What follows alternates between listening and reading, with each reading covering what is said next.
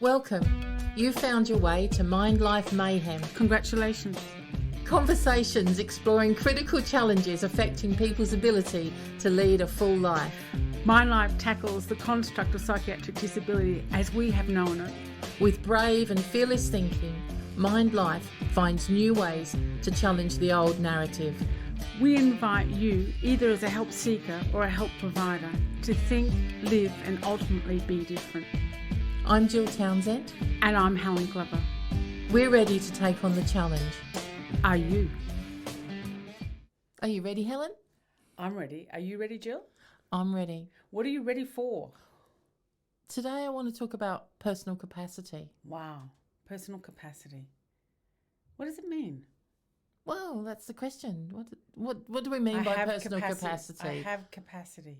Who determines who's got personal capacity? What is personal capacity? And funny, when we talk about readiness, who decides who's ready? To recover, to move, to grow, to change. To access that sort of service, this whole readiness thing. They're not ready. No, not ready. When do we know we're ready? Good question. I know I'm ready when I'm in pain or in distress, because my readiness is I want something different. I'm ready for something different. I'm ready for change. I'm ready to lean into something. I'm ready to stretch. And I think for someone else to tell me I'm not ready, they don't recognize what I have or what I want to be different. We have to always assume someone is in a state of readiness. Yeah, and always assume that people have their own innate ability. Yeah. So that's some of the things that we think about right off when we think about personal capacity, is that we already have an innate ability to overcome. This is interesting, isn't it? Because it comes back to our human needs, and that each of us, in everything that we do, is an attempt or an initiative to try and meet one or more needs.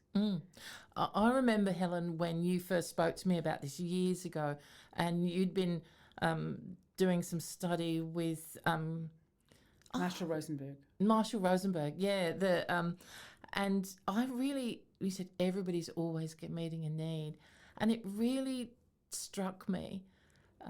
How? Because sometimes, aren't I doing something altruistic? Yeah, no. No. You said you're always meeting. We need everything we do is meeting a need. And what's even more of a stretch from that is that we meet no one else's needs but our own. Yeah. That was a challenge to me, is that we meet, I thought, oh my gosh, do they really mean that? Because we've been taught, since we're knee-high to a grasshopper, not to be needy, and that we have to meet other people's needs, especially in the caring industry, in the misery industry that we're in, is how do we, we've got to actually meet other people's needs. We can't. We can only meet our own needs. Yeah. It was really quite revolutionary for me, and then quite liberating, I think, because when I recognised that in all of the things that I do, in certainly in my help provider roles, is that I'm meeting a need. So when I honour and recognise that, so it's my need to do good, my need to change the world, my need to contribute. My need to nurture. Yeah. It helped liberate me from, I think, in ways where I could maybe want to be controlling of others. I just felt I recognised myself. Or saving others. Yeah. It takes us out of the saviour complex. But I think it does something more than that, as well as help providers or you in the other position recognising that everything that you do is meeting your needs. It also provides an opportunity, if it's the right opportunity, for others to meet their own needs in. Because I know for a long time I didn't think I was meeting my needs. I thought everyone else was meeting my needs. And that really challenging thing that we're responsible for our own needs is, and I had to, I'm not responsible. Other people are responsible for me. And I think, well, Helen, if you're not responsible for meeting your own needs, who do you think is? And that was a turning point for me, because I kind of couldn't name anyone that was totally responsible for meeting my needs except for me. But somehow I had lost sight that I had capacity to meet my needs. And it didn't mean that I had to do it by myself. It didn't mean that I couldn't ask for help. It didn't mean that I didn't need to enroll or enlist others. But actually, at the end of the day, I'm responsible for meeting my needs.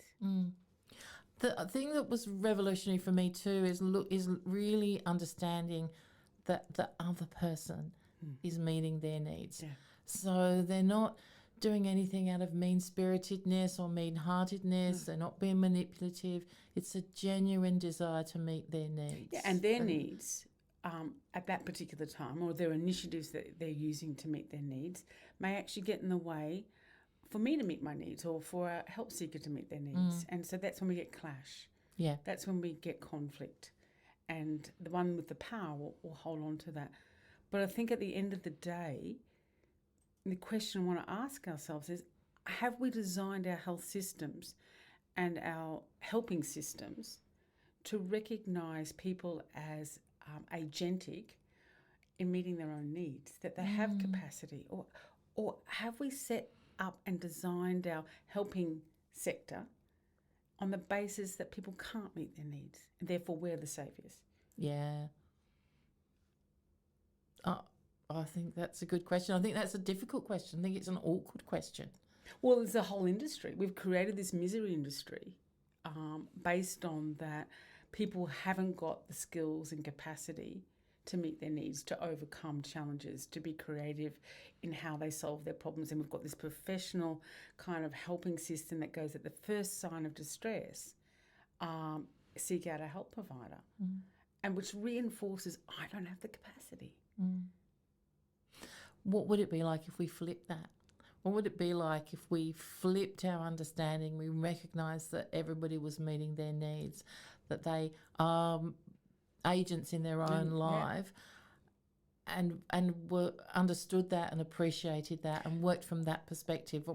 What would we do? I think we'd be curious. We'd be curious into the how are you meeting your needs? And because if we value that, then every action that we do is trying to meet a need, we have to acknowledge that some of our strategies may actually not work or no longer work or no longer serve us. Yeah, that's true. And therefore, our attempt is honourable. We want to be able to meet our need for this. No one gets up in the morning and goes, oh my God, how can I make my day worse? So this whole concept about someone wants to self-sabotage or they're, that's a furphy. I mean, we can't self-sabotage. The way every action that I'm doing is trying to meet a need or needs, but it also may be getting in the way of me meeting other needs. And we don't have, and this is the truth for me, is that we don't have, in a 24-hour period, we don't have the personal resources to meet every one of our human needs well. So we're always having to negotiate. I don't have that capacity to meet every need well, every moment of the day. But if I'm lost that opportunity, if we start with the premise that I can't meet any of my needs or very few of my needs, then that muscle, that belief, that potential of directing and self-determining and recognising my agency is going to get atrophied. Yeah. And that's one of the MindLife mindsets that we talk really clearly about, where I'm just going to pull this out. So it's this mindset that says people are creative and resourceful problem solvers. So if we accept that, that's quite exciting about who we are as human beings. And what we say is that the ability to be a creative and resourceful problem solver can become, as you say, atrophied when too many or inappropriate supports get in the way. Yeah, I think when we lose that expectation that, we've got there are lots and lots of ways that we can overcome and think about overcoming and enlisting our overcoming muscle into working. And quite often I think it's because others may not see it working. They might not see our capacity. We might be hiding our capacity. I remember asking someone a question about, what are you doing to make sure no one sees your personal capacity? And she looked at me and she went, oh, what do you mean? I said, well, we can hide our personal capacity. It serves us sometimes to hide our personal capacity. I'm wondering what you're doing what you might be doing that kind of other people, you're hiding your personal capacity from people. And that was a really powerful question to be asked, a challenging question. Yeah. Because sometimes it's kind of like, yeah, no, I want to play that. I don't. I might risk someone not showing up in my life, or them not. If I look to that I've got it together, I can do stuff, and I don't need them. I think that goes to that thing you were talking about earlier about agency and recognizing our own agency and losing sight of it. And the feel of it. I mean, there's nothing more exhilarating, I think, to recognize, God, that was hard. And I leant into it and I did it and I learnt something, and bring it on, I can do something more. Yeah. Is this the point where we talk about, jumping off the side of a boat into choppy waters? That took every bit of. Did we know we had the capacity before we jumped into 2 metre seas? I think the people in the boat that were inviting us to jump into the 2 metre seas believed in our capacity. Yeah. Otherwise, they would have kind of gone, put a life jacket on. I don't think you can do this. Let me get in the water and catch you, But they kind of went, jump. And the thrill for me of, doing something that I knew I could do, but I might not have done for a while. The context of this, let me just say that we were on the Great Barrier Reef. I was going to say, weekend. we better tell people because they might be thinking we're jumping off a cliff. No, well, context of this, we were at the Great Barrier Reef at the weekend and jumped off the side of a boat. But for me, it's really relevant to that sense of thrill that you get when you achieve something that you know that you can do, that sometimes you've lost sight of, but people believed in us. And I think that and we would have really been the crucial. oldest. We would have been the oldest jumping off into the sea, and these young little marine biologists, they actually just believed that we could do it because we said we could do it. We had signed up for this. And so when you think about the world that we're talking about in MindLife, and this is MindLife Mayhem, when we're thinking about that, the relationships that we have between help seekers and help providers, the trust, the belief in what people say about themselves. For me, the whole issue of judgment comes in. When I make a judgment about what I think you can or can't do, when I make a risk assessment, when I'm invited when you tell you're not quite ready yet. Experts.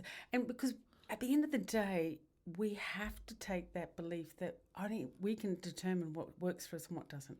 Yeah, that's right. Yeah. And that's one of our mindsets. And it's one of the mindsets that if you have a look at it, you go to the website and you download it, it can be challenging to think about. People know what's best for them and are the only ones that can determine this.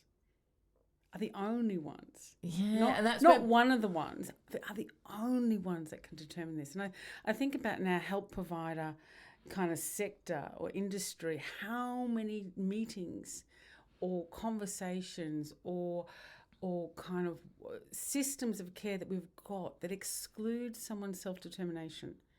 That therefore the people in that room that are making decisions or determining stuff for people are only guessing. Yeah. Are only guessing at best. And when you say that, Helen, what I notice in myself that my blood boils, I start to rile. I feel that. And for me, it probably sits in one of our other podcasts about human rights, but it's that not recognising someone's innate humanity, their innate ability to determine their own life. Because if we come back to this one on capacity, is that the root of it is I actually have capacity to change. Yeah. You know what we said, that sometimes, what was that one where we said, you're not dead unless you're dead? Oh, it's a great saying, isn't it? We want to put it out. Can I say that? Yeah. Am I allowed to say this? You can say that. Say that. You won't let me put it on a card, but I will say this. Say, only dead people are no longer capable of exercising their personal wisdom, creativity and resilience in directing their own life. Only dead people can't do that. It's confronting. But what it actually says is that if you're alive, you've got capacity. It may vary at different points in your life. It will vary. If there's a heartbeat going, you've got capacity. Yeah. And we've got to work as if it's there. I've got to believe it when I'm seeking help. I've got to believe it when I'm providing help.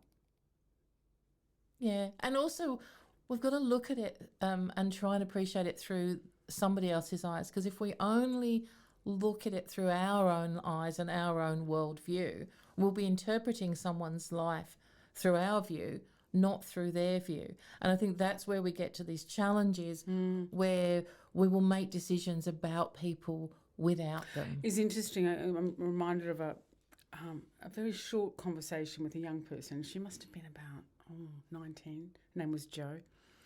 And she'd come to a workshop, not a MindLife one, another one. And she'd been receiving services probably for 5-6 years from mental health services. And we were talking around capacity, and she made this kind of a very bold statement. She said, "I will never work." Wow, that's a very, she's determined that. I got curious, and she said, "I will never work." And I said, "What do you know about yourself that you know you will never work?" That's a really strong statement to make as a 19-year-old. She said, "Well, my psychiatrist said I will never work." And I'm thinking underneath, I want to kind of meet this psychiatrist to ask him something. But I asked Jo, I said, "What do you think your psychiatrist knows about you for sure that you will never work?"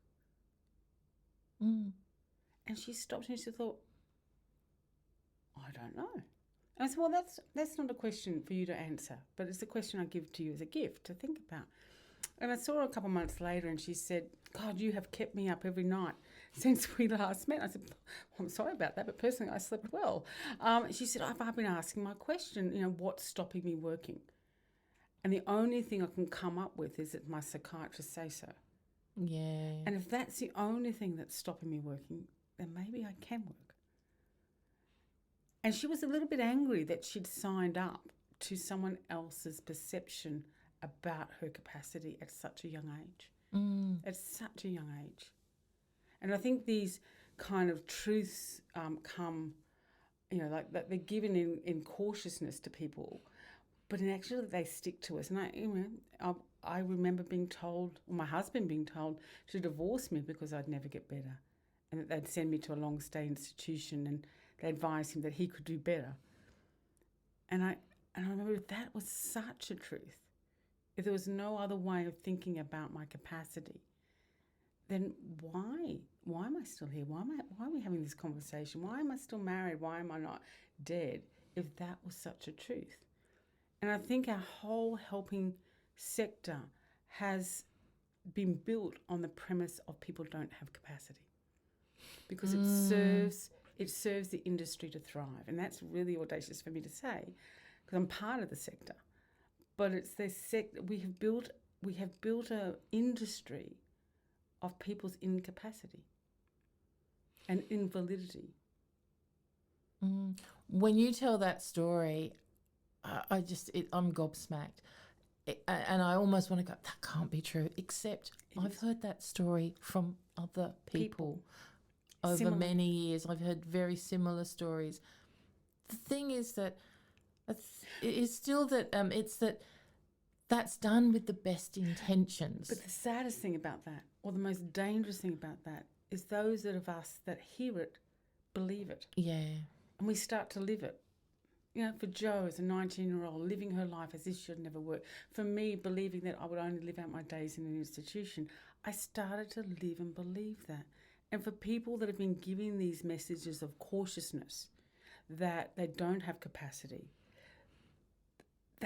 that's an iatrogenic injury. An iatrogenic injury is that it comes from the system. It comes from the system design, that we've built it on this sense of our starting point is such a low base. And then we think, but we've got to recover. We've got to get you to recovery. Yeah, but we're starting from this premise that you can't. And we're going to give you a support worker, and we're going to give the support worker a coordinator. We're going to give the coordinator a mega coordinator, and we've got these wraparound services that reinforce to people, I can't take a step in my life in case I fall. We're fond of wraparound. Wraparound. It feels like bubble wrap therapy. Or I call it blanket therapy. You know, we're kind of keeping people comfortable, and we're atrophying the very capacity that we're trying on paper to support and develop and give an opportunity to flourish. Yeah. And it's that, we talked about best interests. It is these are done in the best interests. But is it best interest of whom?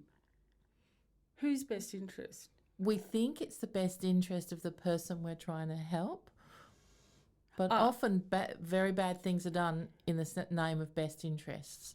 But I think we are also in the sense that we've become willfully blind, as Margaret Heffernan would say, willfully blind to people's capacity because we're not looking for it.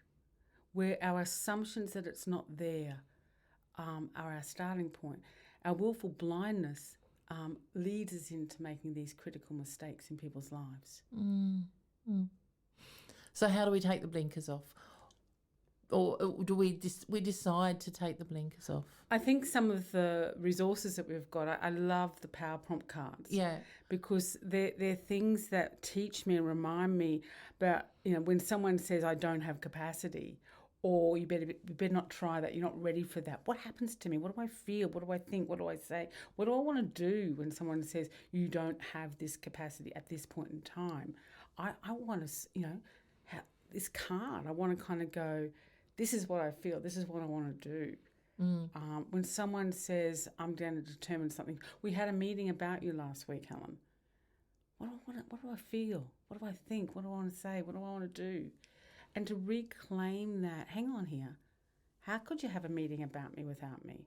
Yeah, so that people don't fall into the trap that Joe fell into. Or that I fell into. Or you fell in, believing for a long time you're not entitled to a job, not entitled to a husband, so that you could just arrest that a little bit and also give the help provider the opportunity to be helpful. Yeah. And not to atrophy and not get in the way of people's ability. I think one of the things that I was talking to a group last week that they assess for problem.